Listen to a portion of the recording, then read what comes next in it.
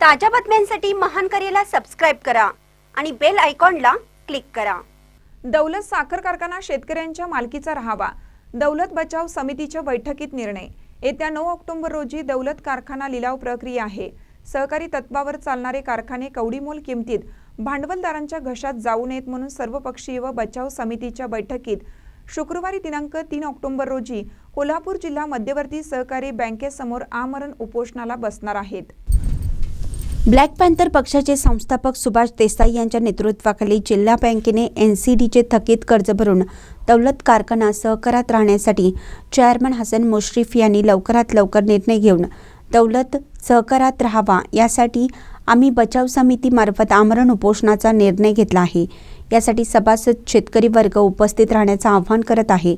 या बैठकीवेळी चंद्रशेखर गावडे, पांडुरंग बेनके, प्राध्यापक दीपक पाटील, तानाजी गडकरी, विष्णू गावडे, शंकर मनवाडकर, रवी नाईक, दत्तात्रय फताडे, NS कदम, सुहास गुरव, गुंडू नवगिरे, विष्णू नाईक, अमोल बाणीकर, तुकाराम गायकवाड व इतर मान्यवर बचाव समितीचे सदस्य शेतकरी सभासद उपस्थित होते। शेवटी आभार पांडुरंग बेनके यांनी मानले। महानकरी न्यूजसाठी चंदगडहून प्रकाश ऐनापुरे। दौलत सहकारी साखर कारखानाचे जे काही 162 कोटी रुपये लायबिलिटी पकडून अथर्व कंपनीने तो कारखाना 2019 साली आपल्या ताब्यात घेतला आणि तो चांगल्या पद्धतीनं चालवत होते। पण आमची KDC बँक आणि 162 कोटीची लायबिलिटी जी आहे ती SDFची काही देणी जे आहेत, NCDCची काही देणी आहेत, SDFनं जे 44 कोटी रुपये देणं आहे त्या संदर्भात कारखाना लिलावमध्ये त्यांनी काही टेंडर काढली।